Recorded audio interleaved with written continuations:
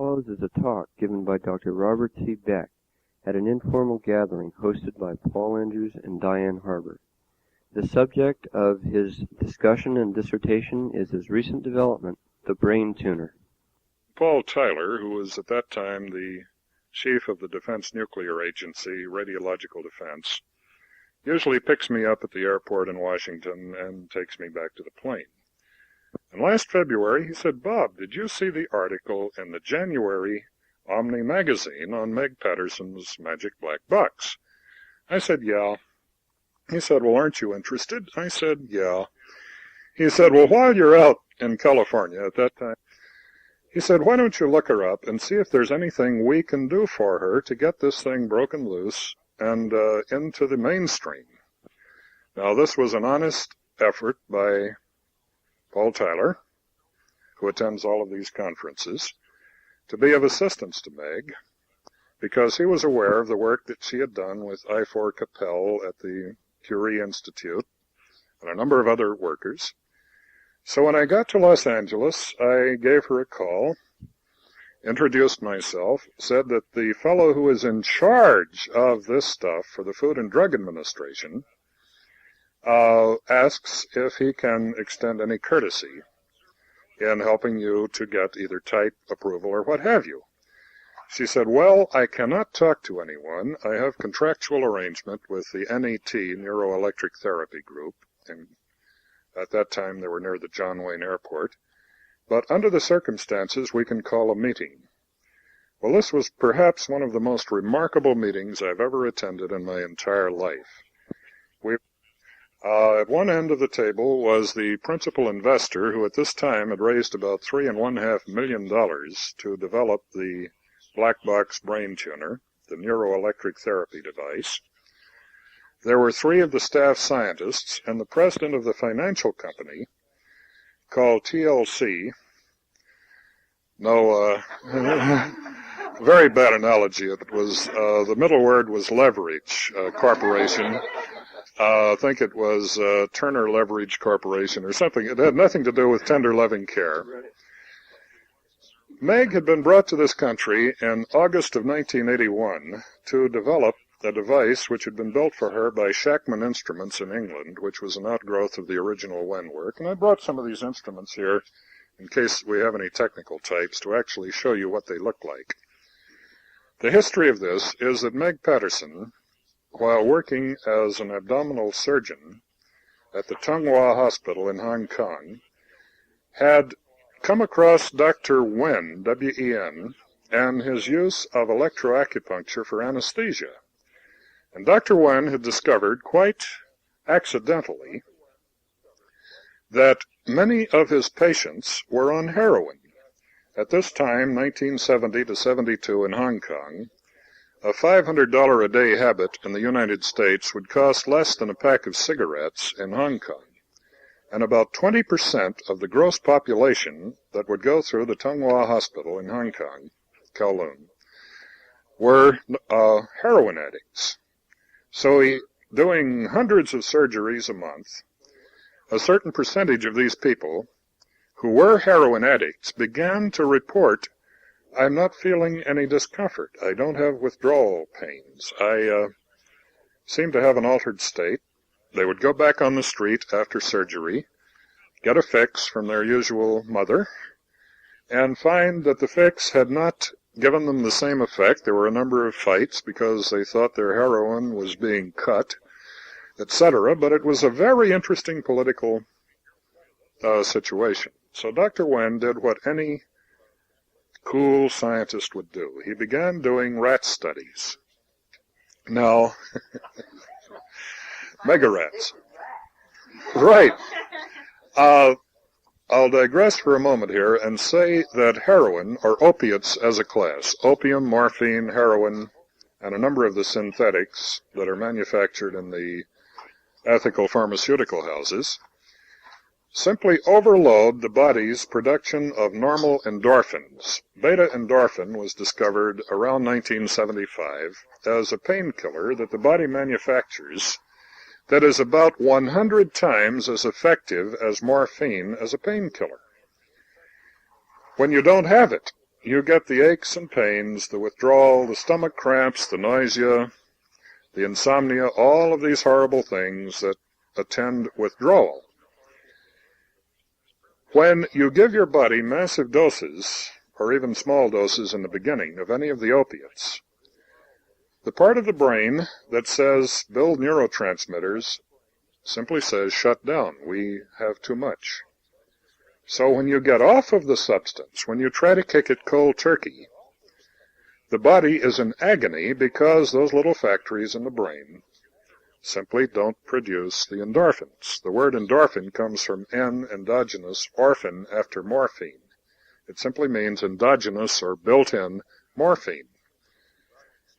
About 5 or 6 years ago, there were some 40 known neurotransmitters, serotonin being one of the most famous. At this time, there are over 2,000 that have been identified, and they're still counting. So the brain is an exceedingly complex little factory. Remember the days in school when they said, well, you're worth about $5. You've got 2 pounds of salt, some potassium, some carbon, some hydrogen. Try to buy a gram of interferon for under $8,000 or $10,000. The body is far more complex than this set of chemicals that we held so dear in grade school. What Dr. Wen did was to hook the rats on heroin, have 2 groups, one control and one active. He would cut off the heads of the rats and run chromatography, electrophoresis chromatography, to find out what some of these trace proteins were in the control and the sample.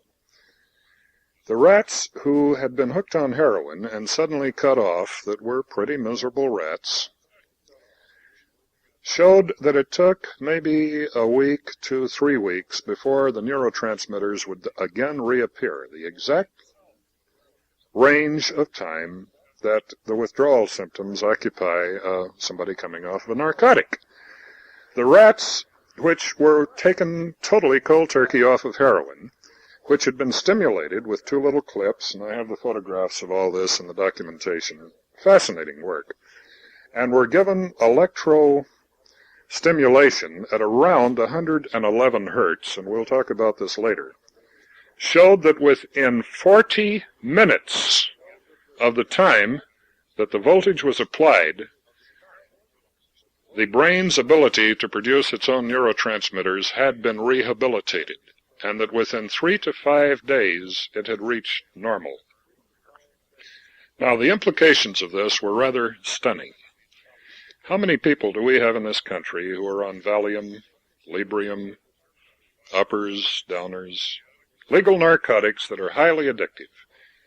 You probably remember that during the Civil War, American Civil War, when morphine was invented to replace some of the other opiates, they said, oh, here, we have a painkiller that's totally non-addictive.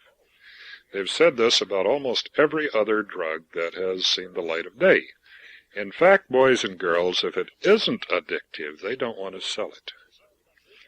Did you realize that there's a $13.6 billion legal pharmaceutical trade in mood-altering drugs such as Valium and Librium, and that there is about a $20 billion market from the same drug manufacturers in the United States that export it to Mexico, where they do not have these tight pharmaceutical controls, prescription, which comes back onto the streets of the United States.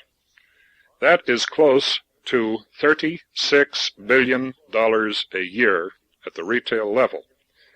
Now, nobody wants to interrupt this trade. Tobacco, which is 4.5 times more addictive than heroin. This study was done here at the Veterans Administration Hospital, Sepulveda, by Dr. Crover in 1974. It had been found that GIs coming back from Vietnam, who had several habits, tobacco, heroin, others, could be gotten off of heroin within 72 hours to a week, but it was almost impossible to get them off of tobacco. So a study was done which established that the withdrawal time on tobacco could run up to 2 years. that it was 4.5 times more physically addictive than heroin. This is hardcore scientific data. Would you like to see the American tobacco industry stop paying taxes? Their net is around $27 billion a year. Now, if we look at the liquor industry, where 90% of the drinking, the alcoholic consumption in dollar volume, is consumed by 10% of the drinking population, these are big dollars. People ask why these devices are not exactly legal in the United States. Well, getting back to the story, we came to this conference table hoping to exchange some information. I passed along to Meg and the rest of the people who must remain nameless, but this is thoroughly documented, the fact that Paul Tyler was willing to assist this group in getting this device going. Now, she had been in this country since August of 1981. They had raised $3.5 million to build a prototype. At the time that I met with these people in February of 1983, not one device had been built. We'll get to this very soon. So I asked them, how's your patent status? Well, we realize that once we patent it, we've given the secret away, so we plan on using the strategy of continuance in part, if you know what this means. In other words, they would continue to modify the patent as long as possible with continuations, amendments, so as not to get a patent. That meant that they had no patent. Well, what is the status of your prototype? Well, we are yama, yama, yama. Well, are you going to sell these devices? We don't know. We think we're going to lease them. Well, how much? Well, we'll put a price tag of about $50,000 on each box, and the doctor will be on the franchise agreement. I have a copy of this in case anyone doubts it. Required to charge the person $8,000 if he has no insurance for 10 days' use of the box. $10,000 if he has insurance coverage. I have the letter here that went to the franchisees. And yet they had no boxes. A number of people had bought territory for this, including William Parker of the Parker Holistic Health Center and a number of other people that by this time I had met. They had been promised delivery of the brain tuners by December of 1981. And here we are into 1983, and not one box had ever been delivered. Some strange things were happening here. And after listening to this for about an hour, I was prepared. I'd armed a briefcase. I had devices which I had acquired, had smuggled into the United States from the USSR, from Finland, from Germany, from England. I still have some of these. We have the original devices, I brought several of them tonight, that have been used by Dr. Wen in Hong Kong. In other words, the grandfather of the Shackman instrument device that Meg had used at the Pharmacon clinics in England. So it turned out that the investors who were at this table were not even aware that this technology was over 100 years old, had been used in the Soviet Union for over 20 years, had been used on the continent for 15, and in Great Britain for 10. They thought that they had an original idea which might have been patentable, etc. These devices could absolutely rock the boat of the pharmaceutical drug industry, the liquor industry, the tobacco industry, the doctors who make a great deal of money. When you want the prescription refill, usually you have to pay the doctor a fee. It's just a mess. Why are these not being used, for example, in alcoholic rehabilitation centers? I'll digress with another storyline, and all of this will converge in a moment. In 1969, some more friends of mine, new friends, I didn't meet these people until I started researching this area, had heard about the generic term electrosleep that was being used in the Soviet Union for addiction and alcohol control. The government gave these people a little money sent them to the Soviet Union, and they came back with one of the original devices that was used for, quote, electrosleep. It seemed that the Soviets had trouble with generals who drank too much vodka. And at this hospital in Washington, which is a household word, they were treating American generals who had the habit of too much Scotch bourbon or vodka or gin. They brought the device back to the United States in late 1969, early 1970, began using it in the hospital with addicts. This is thoroughly documented. It's one of the most fascinating psychopolitical stories that emerged during the 5 months that I was actually researching this data. The CIA came around and said, "What are you doing?" And he said, "Well, we have this electronic device, which apparently is restoring brain function in Korsakoff psychosis, which means loss of short-term memory." CIA said, "You can't do that."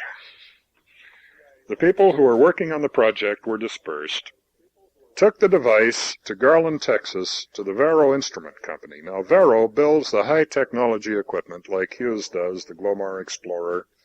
Vero builds skunkwork devices like starlight scopes, infrared viewers, high-technology microcomputers. They're one of the highest-tech government secret agency suppliers in the world.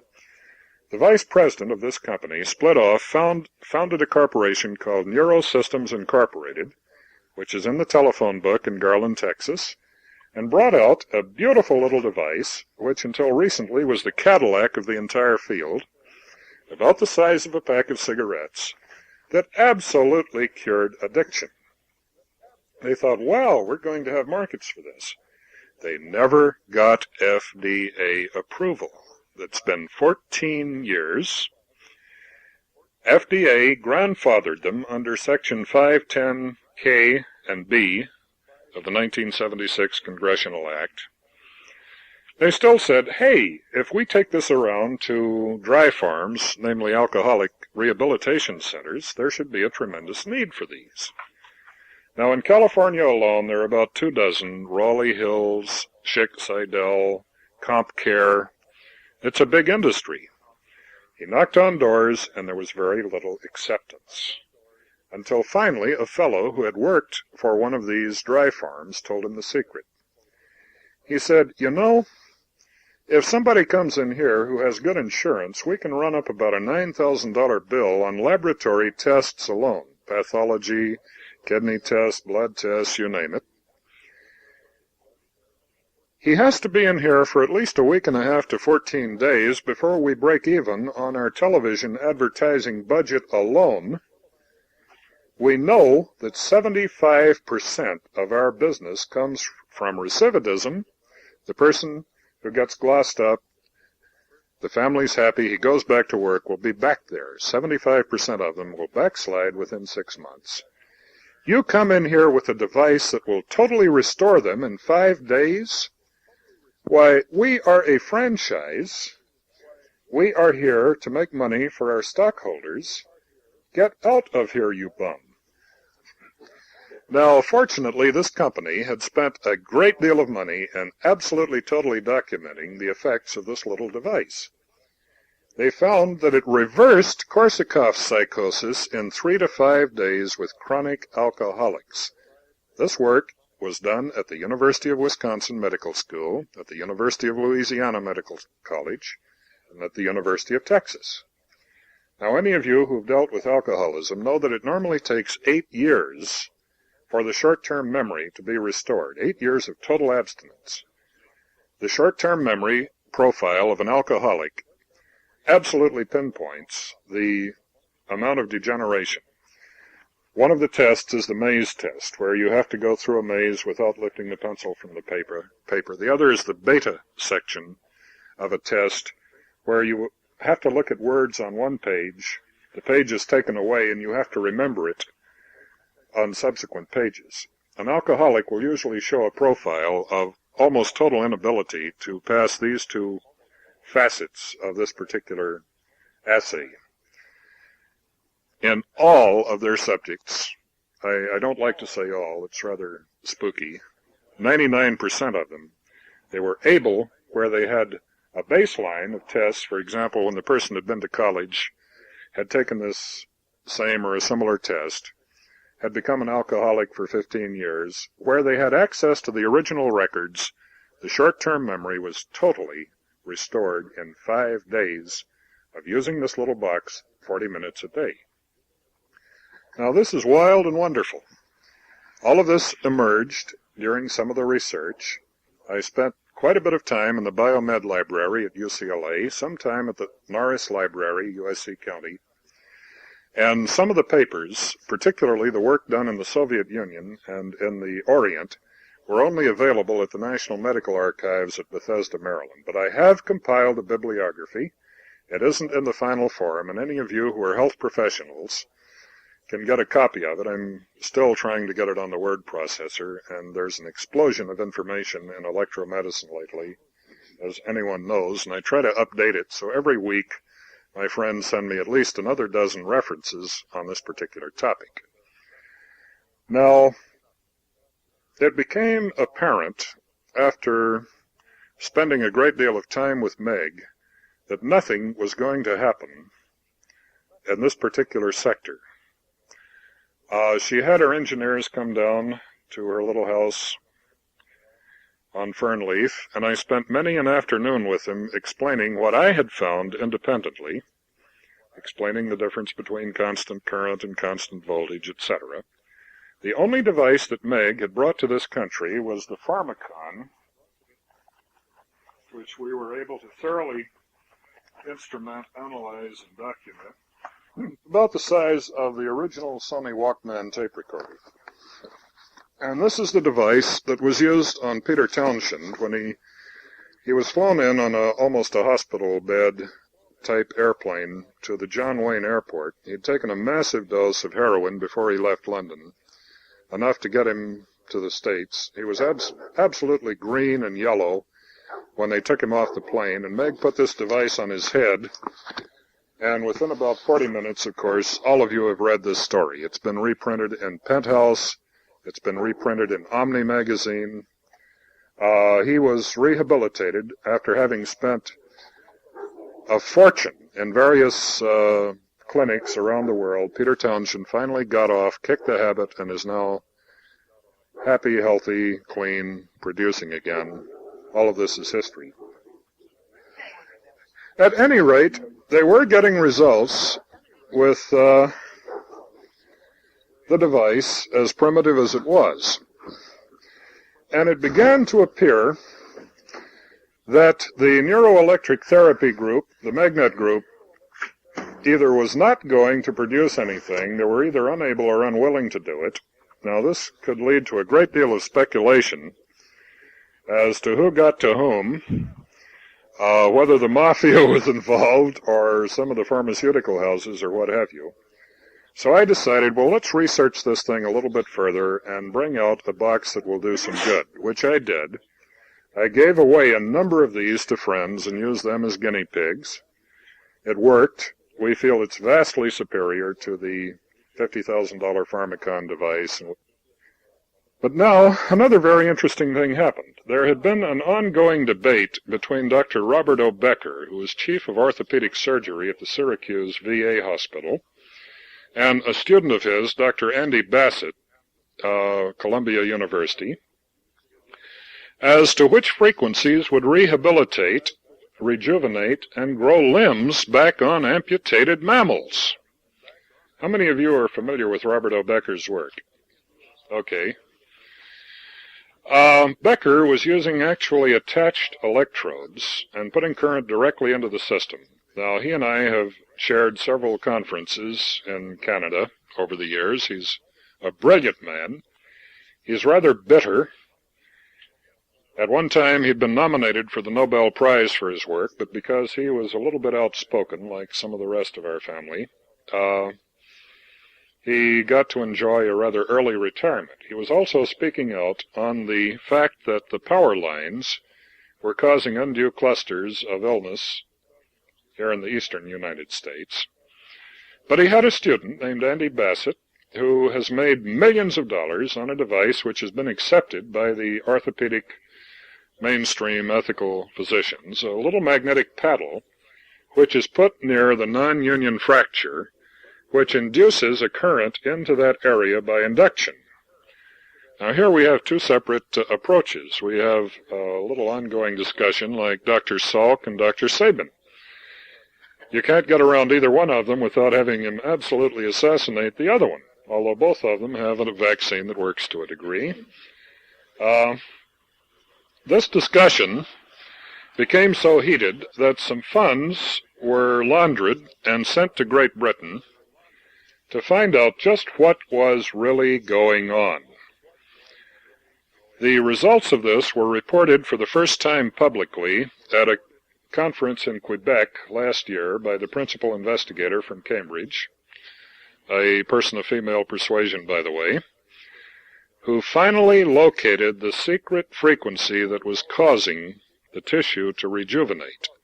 The mechanism by which this happened was that some of the blood cells, the basophiles, in going to a site which had been slightly abraded, in the case of a rat, they would amputate an extremity, put the electrode, the blood seepage would undifferentiate, go to the area and start growing the tissue which had been there originally, as though there had been some type of an architectural pattern that had restored the memory of the RNA DNA close to the site to reproduce the proper tissue. It didn't turn into kidney tissue or brain tissue or testicles. It turned into whatever happened to have been there before the amputation. Now, did that go down just to the joint? No, they have had absolute, they've had, in human beings, young children, they have grown fingers back. If you follow this, it's an extremely delicate subject because they're not supposed to be doing this with human subjects. But when they get off the conference, they'll talk to you about what has actually been going on with this. Now, they ran many animal studies. They held the frequency constant and varied the waveform. They held the voltage constant and varied the frequency. They held the voltage and frequency constant and varied the pulse repetition rate. One of the three magic numbers was publicly disclosed at this conference a year ago last August in Canada. It was very much unsuspected. It was over 2 kilohertz. I can give it to this group, 2.72 kilohertz. When that particular frequency was in the shotgun effect of the device, the limb regrew. When it was filtered out, or when the slope of the curve was altered so that that frequency was not predominant, it didn't grow.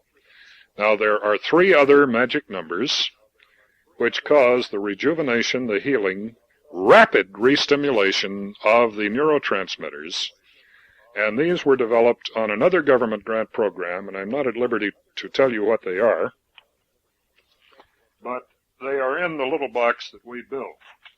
We did very elaborate spectrum analysis work on all of the units that we could beg, borrow, or steal. These are computer printouts, spectrum analysis sheets of over 24 brain tuners, acuscopes, acustims, myomatics, the Great Wall device from China, the Shackman instrument device, the Pharmacon unit from England. We could go down the list on and on and on and on. We found that the majority of these devices were sort of hit or miss. They didn't have the magic numbers, but they had enough fairly rough harmonics. You know, it's so ridiculous for the people selling these devices to claim certain frequency effects. How many engineers do we have here? Well, you've played around with radio.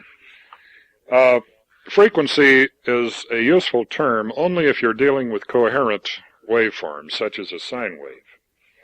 If you have a square wave, by definition, a square wave has an infinite number of odd harmonics, right? That's what a square wave is. So that means if you put a 10 hertz square wave into somebody, you have every other odd harmonic of that from DC to light if it passes the system. Is that correct? So here are people putting out square wave boxes that they say will tune from X number of hertz to X number of hertz, and they're looking at the pulse repetition rates and confusing them with the frequencies. Now, these are things that we find absolutely abhorrent. But since all these devices were copied from Tom Wing's Myomatic of many years ago, the spin-off of the Myomatic was the Ocuscope. The spin-off of the Ocuscope was the Ocustim. This apocrypha continues to repeat itself over and over in the trade. Well, we hope that in these years where more and more people are talking about electronic medicine, which has to be the medicine of the future, that some of these basic misconceptions will be clarified. Well, at any rate, 5 months after Paul had said, why don't you meet Meg and find out if there's anything we can do to speed this up? By the way, Meg's reason for not accepting the government's offer was that she wanted an entirely new category, and Paul had conveyed to her that if you will come in under the grandfather clause, get you approval by the FDA which will permit human and animal experimentation, and Meg absolutely totally refused to do this. She wanted a new category for neuroelectric therapy, not realizing that this category had been preempted by CES, which is cranial electrostimulation, and a long list of other generic terms. We tried to explain to Meg that since Reagan, there are only under 300 investigators still working for the Food and Drug Administration, and this is an accurate figure. There are over 80,000 devices awaiting their investigation and approval. If you have another $5 to $6 million and 10 years to wait, even if we get you at the front of the list, it's not going to fly. But she absolutely insisted that she would not come in under the grandfather clause for a TENS unit, which incidentally is how you people are legal, and the Acuscope is legal. Although these devices do a great deal more than any TENS unit, they cannot make claims for what they actually do, because this would put them in a new category. And this means human and animal tests, certification, all of this research that goes on and on and on and takes a tremendous amount of money.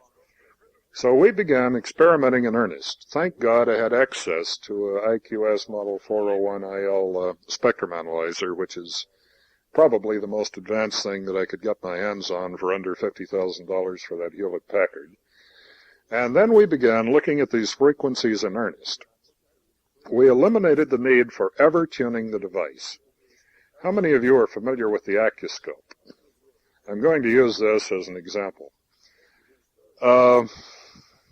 Jerry Fisher, like the rest of us, realized that perhaps the most innocent people with whom you can deal are medical doctors.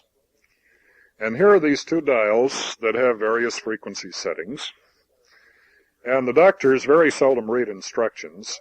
So Jerry came up with a marvelous idea. I got some different colored Scotch stick-on masking tape and cut little dots that are red and orange and green and yellow, and paste these dots on the dial. We can tell the doctor, match up the yellow dot with the yellow dot, and this made it almost idiot-proof. And so instead of talking specific frequencies, which is ridiculous when you're dealing with anything other than sine waves, you match the dots. And he would come back months later and find that the device was still set on the same dots as when he walked out of the office, and it was working fine, so everybody was happy. All of this apocrypha is now being replaced by hard science in these conferences. I've attended a number of them. It says electricity is the thing which makes you better, etc., etc. Well, at any rate, this was the political state of affairs in 1983, when a lot of people who did not know the difference between frequency and pulse repetition rate, and had never heard of heterodynes and harmonics, were looking for the Holy Grail. The way they normally did this, they would put the box on the dope addict, and they would just juggle a dial and say, how does this feel, how does this feel, how does this feel? It was a fairly empirical process. How many of you read the Omni article in January 73? Okay, 83, I'm sorry.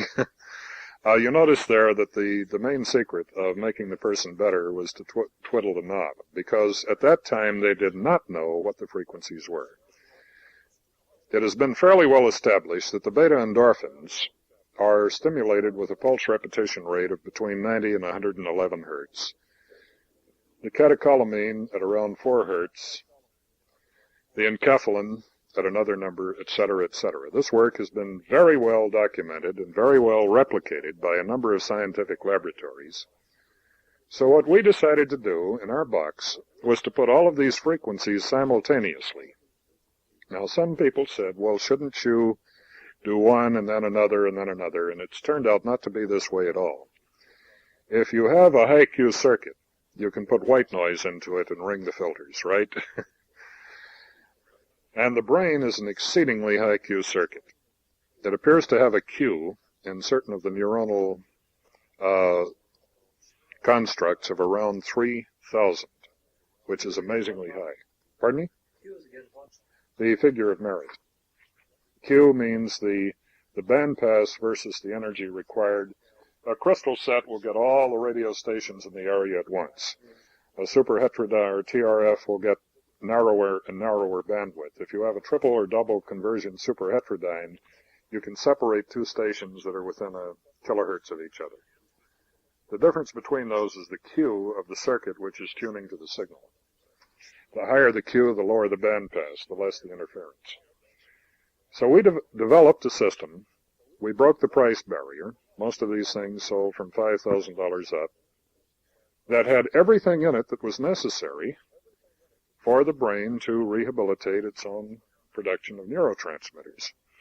In the meantime, we had found about 200 pounds of literature, at least I have that many boxes full of Xerox material, that friends had sent me, literally cardboard cartons. My filing system is abysmal. I'm very creative. I just pile it in boxes and hope I can find it later. Of the work that had been done, absolutely establishing that any stress-related syndrome, and this is why the psychologists hate this device, the stress-related symptoms that are recognized are insomnia, addiction, anxiety, and depression. That about 95% of the people who use these devices for a period of less than a month find complete reversal of these, and here the psychologists had been talking to them for years at $50 to $75 an hour. The pharmacologists had been giving them mood-elevating, depressing, and altering drugs since the good old days of Milltown and into the more elaborate pharmacology. And here was a little box that, with a 98-cent transistor radio battery, would fix maybe 50 different people before the battery ran down and you had to replace it. That's about a half a cent a person. And so naturally, there was a great deal of resistance to this type of technology. So right now, there's this political hassle happening over the fact that even the Carnegie report, as you were the study back at the turn of the century, tried to damn all of the electronic medicine that had been proven back in the 1890s to be highly effective. And you know who funded those studies. It's very much like the American tobacco industry saying that the link between lung cancer and smoking, there isn't any. It's just... So, we could go on and on about this. Basically, that's what the device is. That's how I started to do it. I hated to see people being charged $1,000 a day. And the thing just grew and grew and grew and grew and grew. I'm sure there are a lot of specific questions here, and maybe a lot of other topics that we can discuss tonight. So what? Sure. I need to turn that a little bit more. I just wasn't concerned about the absence of data regarding the device. I was also concerned about the absence of data, supposedly, about the actual results of using this on drug addicts. Okay, the results of this in drug addicts were generated in the United States several years before Meg learned about the device in Hong Kong. And the vast literature on this was funded by the Neuro Systems Incorporated group in Garland, Texas. The studies were done with, how many of you have heard of the executive monkey study? Okay. This work was funded by the people who had brought this box out originally in 1970. This is before Dr. Wen had had his serendipity, his accidental discovery with the heroin addicts in Hong Kong. I didn't realize that you could give monkeys ulcers. But what they had done is to aggravate them enough to where they had ulcers, put the device on their acupuncture points. They found that within about 3 days they had reversed the pH of the acidity, and the monkeys got better, the control group. All of this work had been thoroughly done long before this current era of restimulation of interest. The rat studies had been done both in San Francisco and in Hong Kong. The chromatography had been done here in the United States, so it was well controlled. There is a wealth of information on this, and I'd be delighted to share the bibliography with you. Like electronic medicine, when we were looking at patents, we found a patent in 1893 showing a fellow with electrodes behind his ears. Did I show you that, Paul? Okay. 1893, before the Harrison Act, some 20-some years before the Harrison Act, you could go into any drugstore and buy morphine sulfate. Mothers whose babies cried could buy simple soothing syrup, which was sugar and morphine. She'd give a teaspoon to the baby, and the baby wouldn't cry anymore. There were quite a few addicts. The stuff was legal. There was no control. I mean, marijuana was legal. All the good stuff was legal. And after the act, a number of people who were trying to get off this had forgotten that around 1890 we had a hell of a lot more addicts in this country. The women who were religious were sipping tonic, which was about 200 proof alcohol for their health, taking bitters and what have you. In other words, we had about the same addiction level, and this work had been explored about 84, 85 years ago, and then again suppressed by what we feel is the ruling class of the doctors, the pharmacies, and the people who want to take your money for making you better. So, if you're interested, we have this vast literature. We have a bibliography. We have a patent list. Fisher, no relation to Jerry, had done this work in 1932 and 35 and had a number of patents. Remember the Fisher Instrument Company that was making electrical stimulating devices back there 40 years ago or so? Okay, this has been in the literature. They had explored in great depth the waveforms, the frequencies, the application modes, and what happened. I'm not allowing many questions. Why don't we... Bob, I'm interested in finding out if there are any frequencies that have been identified that would produce a spiritual or mystical experience. Yes, there definitely have been. A number of us have replicated the work a number of others have replicated the work I did in 1973. In 1969, I began building ethical biofeedback equipment, EEG brainwave amplifiers. And I had one foot on each banana peel. I had been a scientist. I'm now a kook. So we sort of straddle this chasm. So I have taught biofeedback at classes at UCLA, USC, Villanova, University of Hawaii, SMU.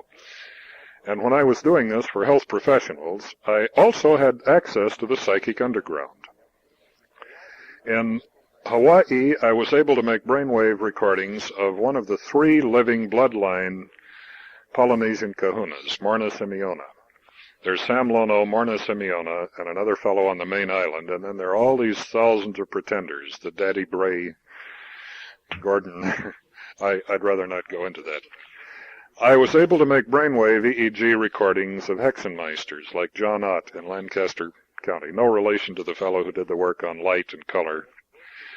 I have worked with American Indian medicine men. I've worked Catherine Kuhlman, before she died, let me run a little telemetry test when she was knocking him down at the Shrine Auditorium. We found almost invariably that when they were in their working state, which was only a few seconds, you don't need it. You're here, you get the information, you come back, you can talk about it for hours. It's a flash in the twinkling of an eye. They were showing about a 7.83 hertz, almost pure coherent, maybe 20 microvolt signal frontal to occipital midline. That's between F1, F2 in the standard nomenclature system to halfway between O1, O2 if you're an encephalographer. In other words, the third eye to the inion, which shows whole brain alpha. And over again, we found these frequencies in people with remarkable talents: healers, radionics operators, dowsers, shamans, witch doctors, mystics, Golden Dawn, priests and priestesses, if they were authentic. One of our early cases was, well, I'd better not mention the person's name. It's a world-famous name. But at any rate, I was intrigued enough with this that if this were the common denominator, and yet none of these persons would speak to the others, Catherine Kuhlman thought it was the blood of the Lamb, that Christ has died for your sins, and that's the only way to go. And some of the American Indian medicine men thought it was in the sacred cornmeal, the gourds and the feathers, and Morna Simeona had certain stones that were the dwelling place of the ancestral spirits. Well, Catherine would think that was heathen, and Morna would absolutely laugh at a fellow in a barn in Lancaster County wearing a black hat between midnight and dawn, drawing these hexagonal figures, hexensiegels, to bless the barns. None of these people would speak to one another, but they were all showing the same signature. Now, the amazing thing about this is that 7.8 hertz is the mean median mode frequency of the Schumann resonance, or the Earth ionosphere cavity resonance, this little magnetic signal that's been dubbed the Earth's brainwave. So after we'd seen it enough times, I developed very sensitive magnetometers, which I sell to the government for anti-submarine warfare, that would detect this Earth ionosphere cavity resonance, and in a few cases, not enough to make a solid scientific case, but enough to be extremely interesting anecdotally, we found that there was phase lock, both frequency, amplitude, etc., between that person's EEG signature and the Earth's brainwave itself. Now, this was heresy when I reported on it in 1973 and then did a more formal paper in 77. It means that some people with remarkable talents, maybe 1 in 1,000, are sensitive enough to tune to this cosmic clock. When they synchronize their brainwave with this signal, they can access information in the hologram, which is normally not accessible except in an altered state of consciousness. If we take a hologram with helium-neon laser light, which happens to be 632.8 nanometers, and try to play that hologram back with a carbon dioxide laser or anything else, we get garbage. That hologram, at least in the old-fashioned system, not the dichromates, must be played back at that specific wavelength of light. If it doesn't, you garble the image.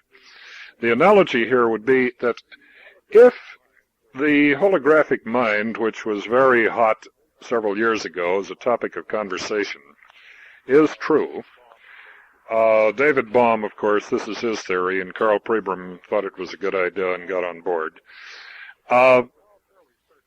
It is now fairly certain that the mind is a hologram. It acts holographically. If you cut a picture in half and throw half of it away, you've lost half the data. But if you cut half of your brain out, like we had a number of hydrocephalies that had a brain about the size of a grape, and we had veterans coming back from Korea, Vietnam, etc., World War I and II, that had 90% of their brain missing, they hadn't forgotten 90% of their family. They had remembered every single person. It wasn't as though you had thrown half of the information away. So that suggested that the brain was processing information like a hologram. If you break that hologram into smaller and smaller pieces, you still have the whole picture, but in less detail. But you can't see that picture unless you have that specific excitation frequency of, in the case of helium-neon, which is the most common, replays that information. So as a metaphor only, if the person has, by dint of meditation, religious practice,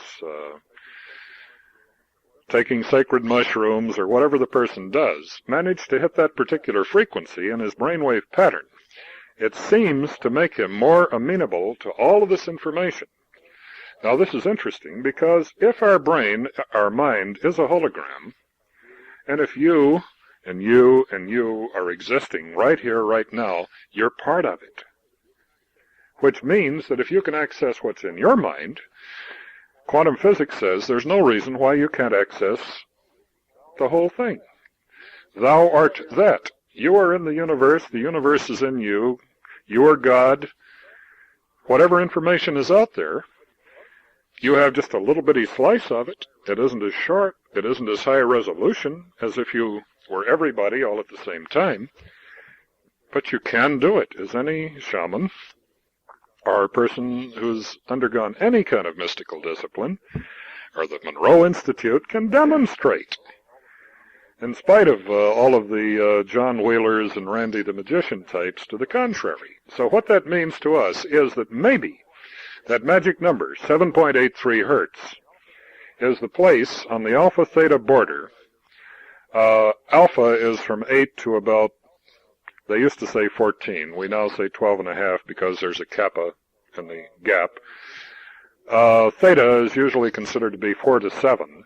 So 8, or 7.83, is right there on that biphasic border between the alpha-theta.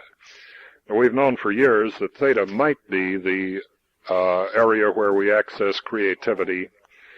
You recall that Thomas Edison, Bernard Baruch, many people would take a little cat nap when they were dealing with a particularly knotty problem. They would say, I will have the answer when I wake up, and usually they would. Well, the reason for that didn't emerge till many, many years after the death of these people who had been using this technique. A number of us use it today.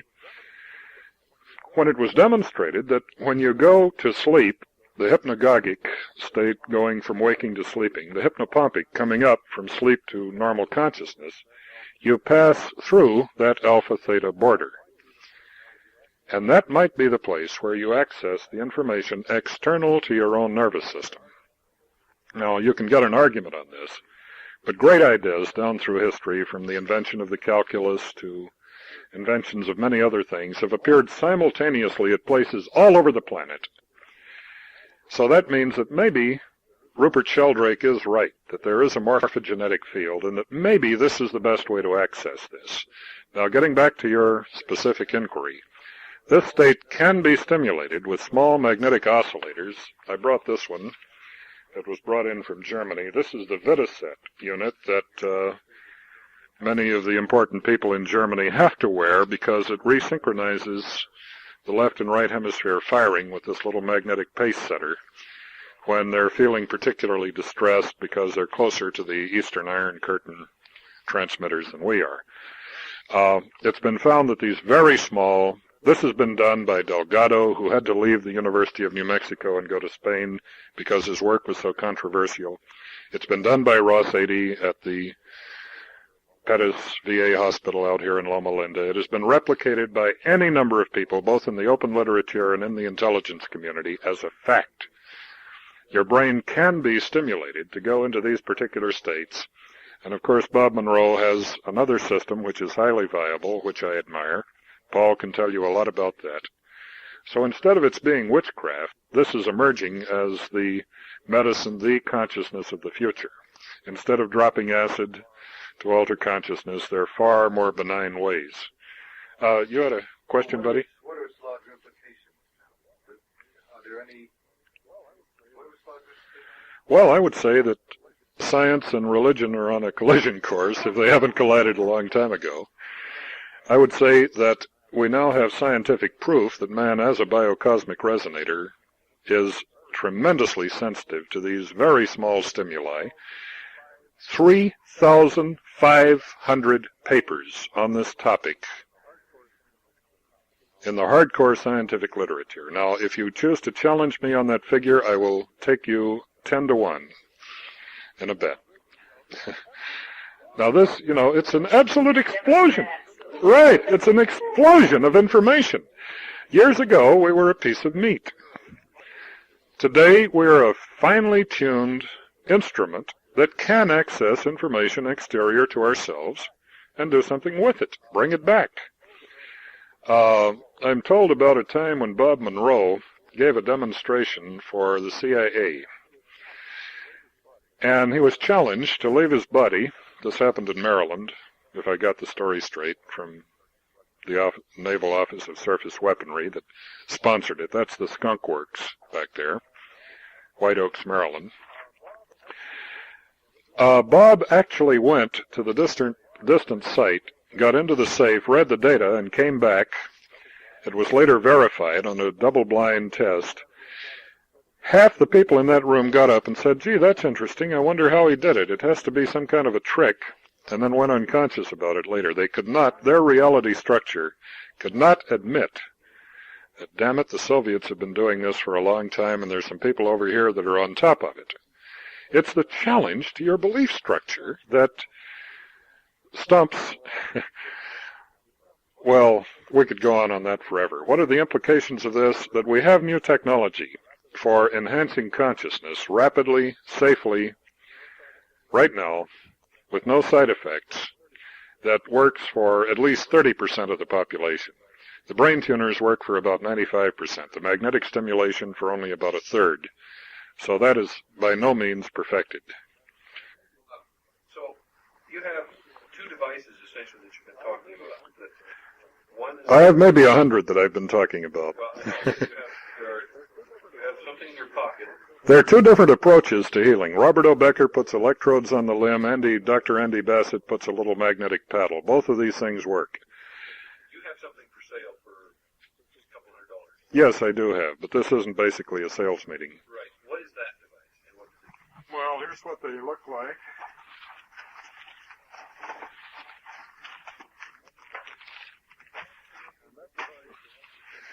And that device is absolutely guaranteed to outperform things that sell from $5,000 to $10,000. We guarantee it. We give 100% money-back guarantee, and that's called a brain tuner.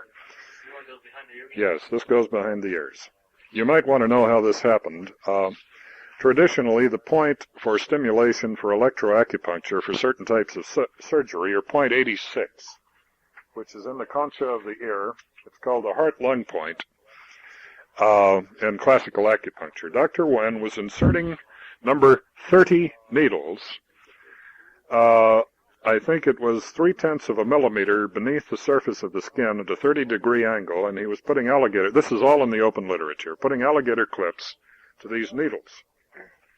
Meg Patterson found a spot on the mastoid process right up here at the top of the ear, using external electrodes, not penetrating the skin, no blood and guts, that was just as effective. The neurosystems people, in doing a study, found that by far the most effective spot is this little hollow behind the TMJ, the temporal mandibular joint. This accesses various acupuncture points on what's called the triple warmer, Yo-Shin 2-1. How many acupuncturists do we have here? Or people who are familiar? Okay. All right. But at any rate, this has been researched for about 20 years, and it works. It works every time. And so far, we've only had 3 units returned to us in over a year. And these were by people who tried to take them apart to build their own, and they tried to dig into the stuff and sent them back because they couldn't do it. The people who used them, yeah? Can I say something about Sure. I have a friend who's part of my group, and he works in the movie industry. And he has a friend who's been on cocaine for 11 years. And so I said, I have a device that he may want to try if he's truly interested in getting off of it. And he said, well, all right. He said, I'll try it. So he took it down to the movie lot. The guy's been trying it now for this is his 6th day. He's off of cocaine, and he's thoroughly delighted. So now everybody else on the movie set, of which a number of people you can imagine use drugs, are extremely interested in it. And so that's been my experience with it so far. This and yours, did you have specific frequencies here and that as general? We have all of them simultaneously. This generates a sine wave at 10 hertz at millivolts, and it requires about 25 volts minimum threshold to stimulate the endorphins. When you say you have all of them, roughly how many do you have? 200. Would you like to see the spectrum analysis of this? I wouldn't understand it. Okay. We put them in bundles. We think that some physiology, for example, an old person and a young person might have slightly different frequencies. So when we're hitting the beta endorphin, we center it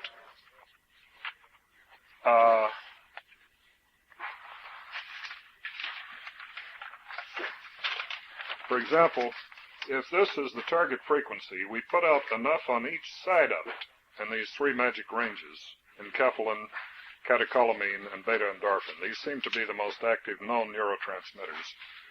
So that we have bracketed this. We've used a bit of a shotgun instead of a rifle. When we work the lower frequencies for the catecholamine, each one of these clusters shows the simultaneous frequency spectrum by fast Fourier transform each millisecond, each 1,000th of a second. This bundle of energy is supplied to the points. Now, it was rather difficult to do that because we had to, by reverse Fourier transform, find out what fundamentals would recombine and heterodyne to give us exactly the spectrum that we want. If you hold a prism to the light and you have white light, you can separate that into red, orange, yellow, green, blue, indigo, violet. You can recombine those with three basic colors in the additive system to get white, but you have gaps in it. If you look at that with a spectroscope, if you look at a fluorescent lamp, you'll find it's not a continuous spectrum. Give me a little electromedicine for little folks. Okay. As in a therapeutic entity, as you correctly pointed out, if you have something that has physiological activity, it probably has side effect also. For something like this, what is the effect that it has on the human instrument, and what, if any, are the potential dangers? The most troublesome side effect that has been noted almost universally is that it stimulates lucid dreaming. And some people who've been shut off from their dreams are a little alarmed when they're dreaming again. Have you experienced this, Gail? Yeah, okay, Paul has been on the box, and his friends. I had to quit using it because my dreams had become so lucid and so vivid and so persistent that it became a little bit of a... This box, Paul? Yes. But, I mean, it wasn't to the point where it was irritating. I mean, if you're looking for that spectrum, I mean, it's very beneficial. By the way, those electrodes have to be very, very wet before they work. Are they moist? You have to soak them in salt water the first time you get them. After that, you put them in tap water and about once a month in salt water. I felt a stink when I turned it on. Is that a normal feeling? Well, you can notice a sting if you don't clean. See, there's 7 layers. There's the oil. Right now, I took a bath before I came here, but I feel a little oil on my skin. There's the squamous epithelium. There's the subcutaneous... It's a matter of contact. And if you clean that area with a little swab with alcohol and get good contact, there is no sting. It's a very pleasant sort of buzzing stimulation. How precise is the area that you have to have contact with? In classical acupuncture, the needle has to go in within 1/10 of a millimeter of the desired site. With electroacupuncture, anywhere between 1/2 and 3/4 of an inch will still hit it because the current is diffuse. The electrons, being of like charge, will disperse through the body. So anywhere near that is effective. I, to my knowledge, don't have any major addictions. As a relatively normal animal, what would I expect to gain? You'll notice this is another one of the startling side effects. My own lady had a spinal block when her daughter, who's 25 years old, was born. Since that time, she could not remember telephone numbers, addresses very well. She found after she'd been on it for one day that she was recalling telephone numbers, did not need the telephone book, and numbers that she had known 20 years earlier when she'd worked in aerospace were coming back. You'll find that you can recall faces and places that you thought you had lost. They're just there. It does amazing things to the memory. It is a specific for stress reduction. If you have any type of anxiety, depression, insomnia, if it's chronic, it takes about 3 weeks. This is a universal constant that has been replicated in any number of studies. If it's acute, it takes about a week. Chronic is something that's been bugging you since you were 5 years old. Acute is your dog got run over, your wife left you, and you lost your job all in the same day. That takes about a week. Are you planning any further FDA contact to set up clinical trials? I have been offered.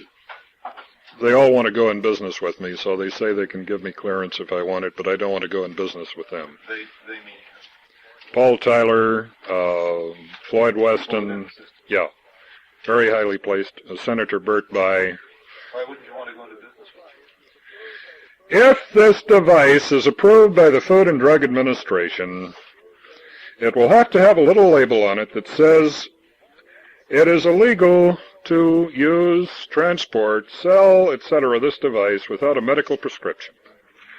It will have to go up to about $575, which is the base price on the NLS device.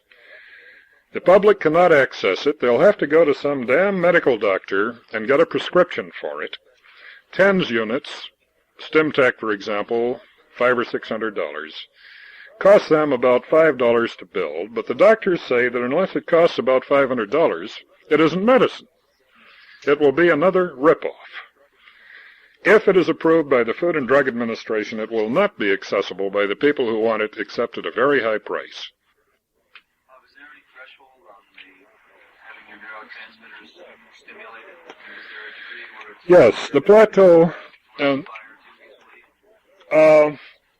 Okay, the dosage, all of the plateaus have been noticed by most of the workers at between 20 and 30 minutes.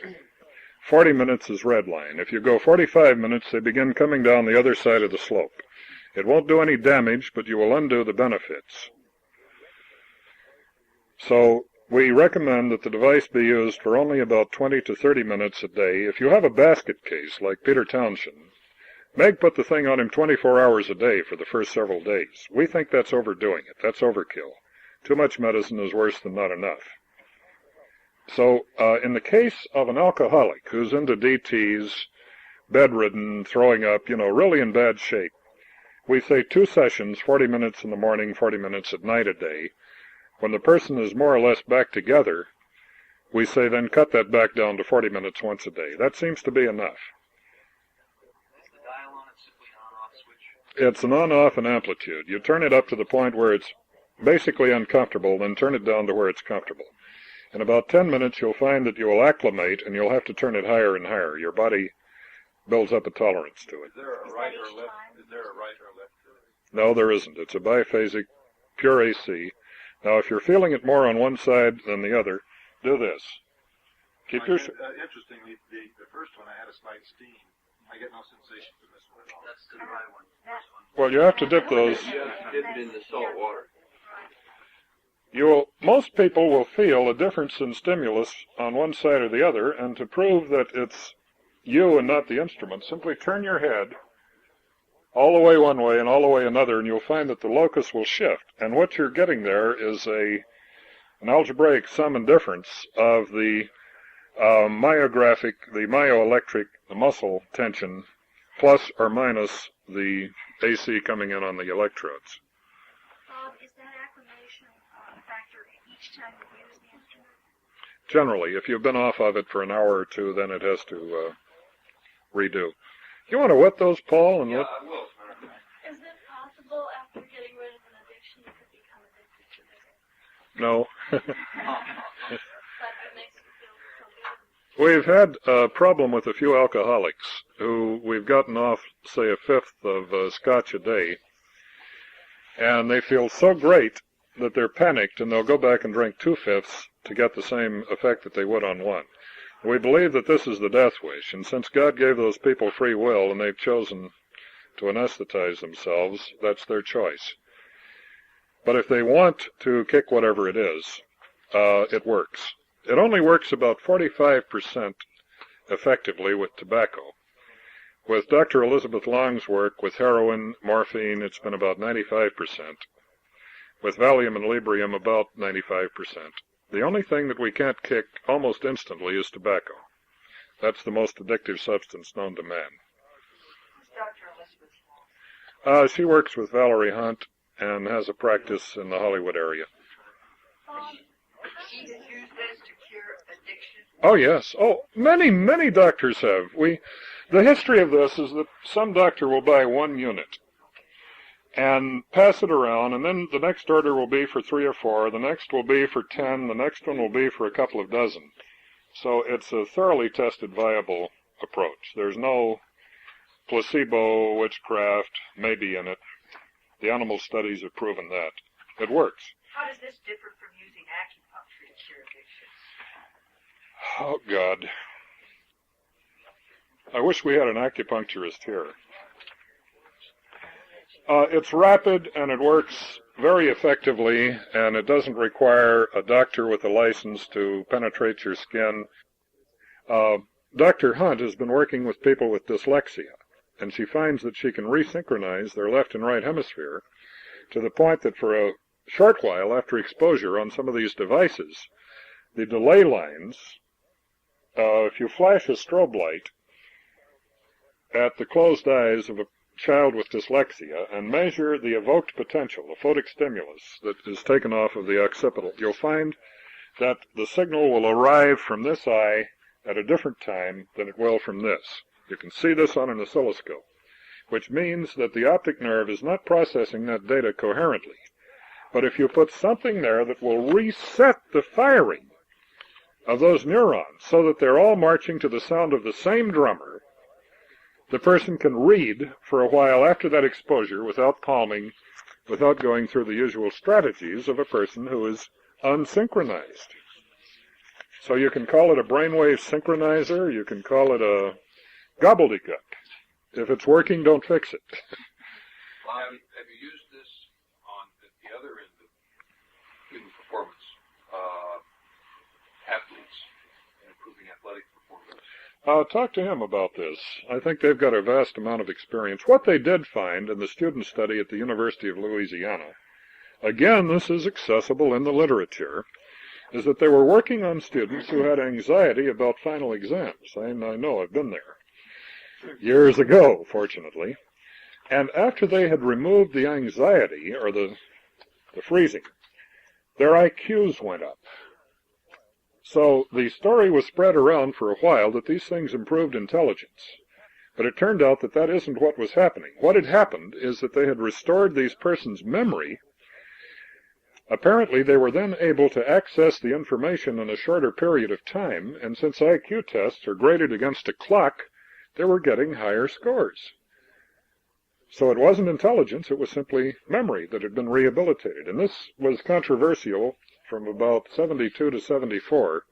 There were all these arguments in the literature about why was this person performing better, and the final solution was simply that the memory had been restored. In other words, apparently when the brain is tuned, the neurotransmitters are in balance. If you've ever tried to get any continuity with a heroin user, their attention span is less than that of a hamster in heat. Maybe because the... Okay, what's... I have a question for you. Maybe it's the devices that I've been exposed to, but it seems that no matter what frequency we've observed, there's a wide variety of reactions. And I don't know if it's the electronic devices or exactly what happens when you input a frequency into someone's body, or their brain, how they interact with what's going on inside. I've had a hard time with this, where if you dial 8 hertz on a device, will people just automatically go into 8 hertz? Because I've seen all sorts of different reactions.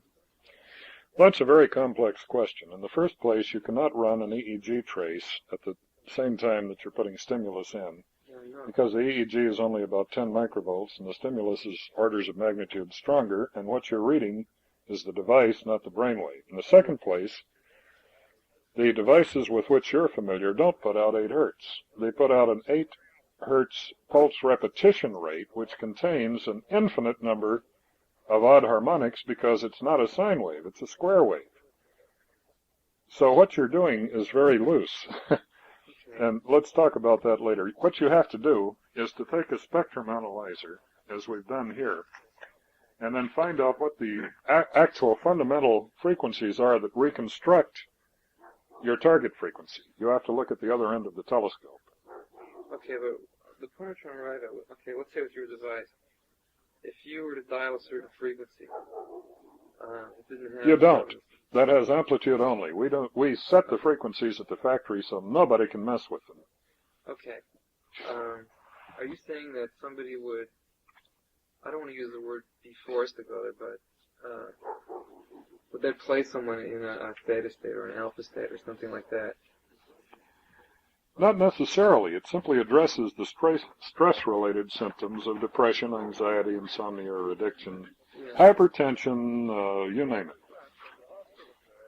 You see, 80% of the hospital beds in this country, maybe 100, are occupied with people who have psychosomatic ailments, and most of these are now traceable to stress, period. When you relieve the stress, you're going to reverse that condition. There was a time when they thought that maybe there were one or two diseases that had no stress-related syndromes like cancer or what have you. Now, of course, it's been shown that there are vast psychosomatic factors in even that.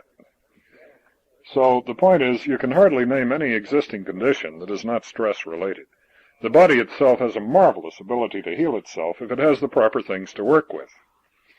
And if you relink that body with some of its normalized neurotransmitters, they apparently work faster than anything else to normalize the body. Well, I had a question. Yeah. If I were to buy one of these, would I have to worry about, like, going through airports as far as the X-ray units they use? No. Just tell them that it's an alignment device for your tape recorder head. Tell them anything. Well, I mean, if it were working with those scanners, would that radiation damage the unit? Oh, no, absolutely not. Or white sound. Yeah. You can have it hand inspected anyway. Sure. Hand it over to There's so many Walkmans and portable radios and what have you, and they can X-ray that and see that there isn't a gun or a bomb inside, and you're okay. So there's nothing X-ray sensitive inside? Oh, absolutely not. Bob, do you use either of these devices on a regular basis? Oh, absolutely. Which one do you use? I use this maybe once a week. I have to work some days 14, 18 hours, and I'm not as young as I used to be. And this, well, I can do about twice as much in half the time. My memory is better than it was 20 years ago. I sleep better. I have a lot of energy. Use like what, maybe a half hour or an hour once a week? 20 minutes or so. So about 20 minutes a week does it for you. Yeah. Normally, you would not use this after, say, a month. Again, if anyone is interested here, there is just such a vast literature on it that it's an insult to your intelligence to just give you an overview without actually documenting it. But if you are interested, I can give you any number of references that address that specifically. Dr. Ray Smith, who's the Chief of Research and Development for Neurosystems, carries a unit. I saw him just last week. We spent 5 or 6 hours together. He uses his about once or twice a month, whenever he feels particularly hassled or tax time or whatever. This lets him get the job done. And normally people build up so much resistance to a job or what have you that they cripple themselves. Bob, do you think this has application for anxiety, depression, that sort of thing? Well, that's what I've been talking about all night. Well, Yeah, I wanted to get a specifically. little more specific. Right. Lithium carbonate requires blood assays. The dosage is fairly critical. In most of the studies, again, double-blind, a most amazing thing happened in some of these studies. The doctors who had done them, and one or two of these that I have from the University of Wisconsin, said that we hope our colleagues check our results. We can't imagine anything being this effective, and yet we've gone over our studies repeatedly. And to have a responsible scientist put that in his report as sort of a disclaimer, I found rather titillating. And yes, it does specifically address stress-related symptoms, and at the top of that list are anxiety and depression. And we don't know of anyone who doesn't have a taste of these, no matter how well balanced, how well adjusted, how high on pot or low on Valium, Librium, or what have you that they get to be. Well, I guess that's it, or let's talk about something else. I asked a question a while back about to enhance physical or athletic prowess. I passed that on. You passed that on. Apparently a number of these devices, like the AccuStim and AccuScope, are being used in sports medicine. But they're basically being used to relieve pain.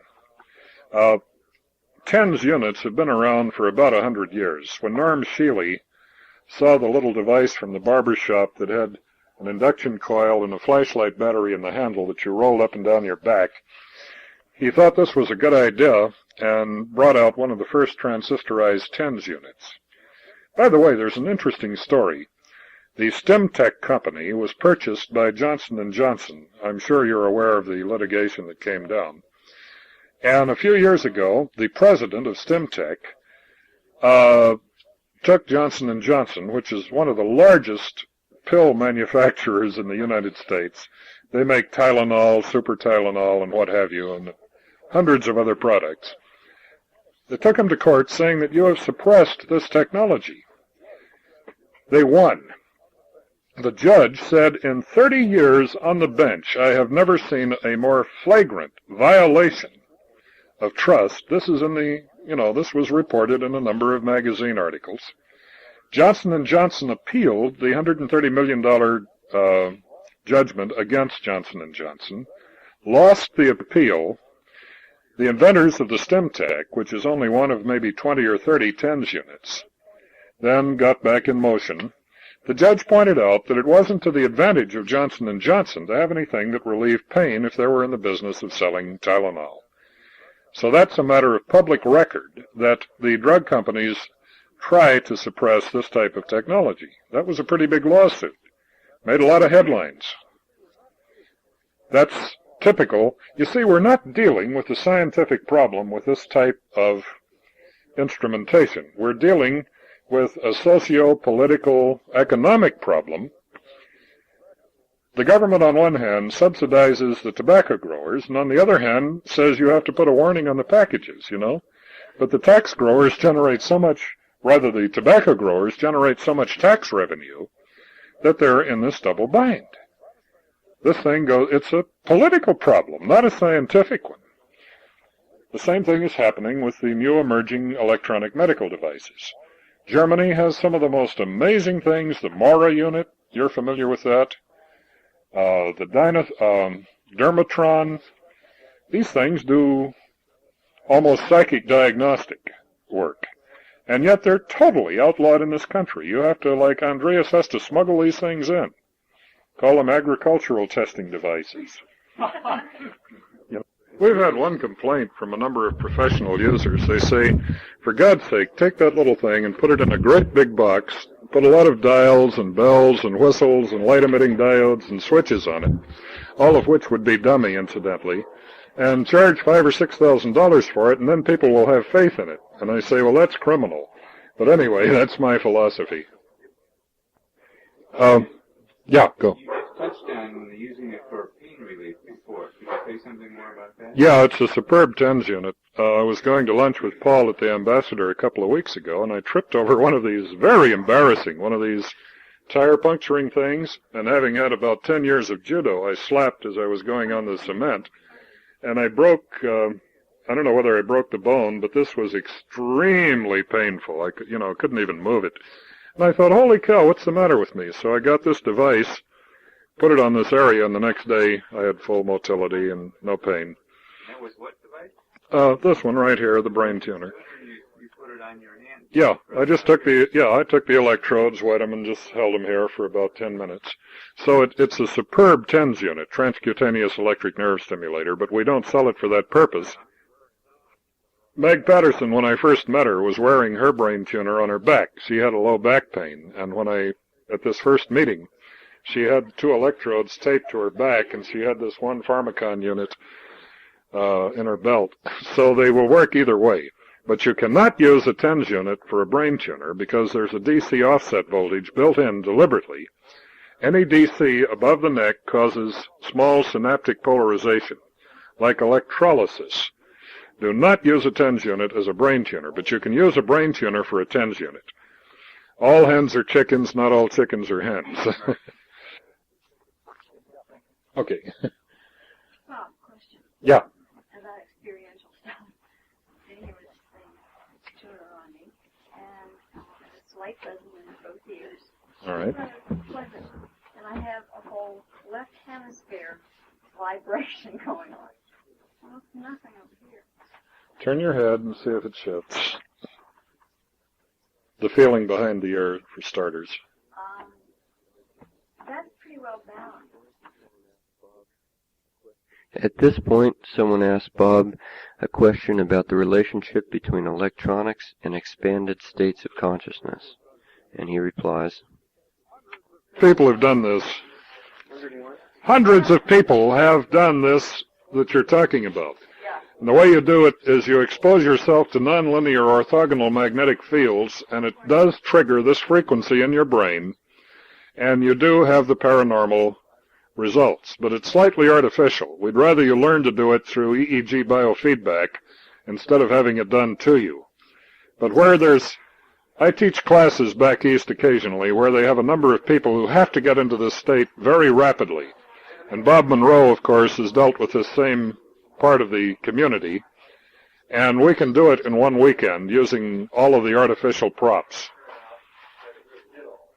And Paul can tell you a great deal about that, I'm sure. What's the duration of the effect? Is it permanent? Yes. Come in phases?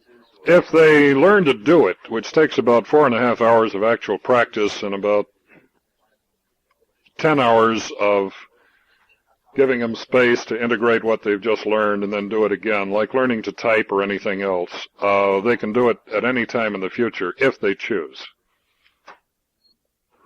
Bob, speaking of learning to type and so on, and the coordinated brain hemispheres, do you find any change in that kind of hand-eye coordination?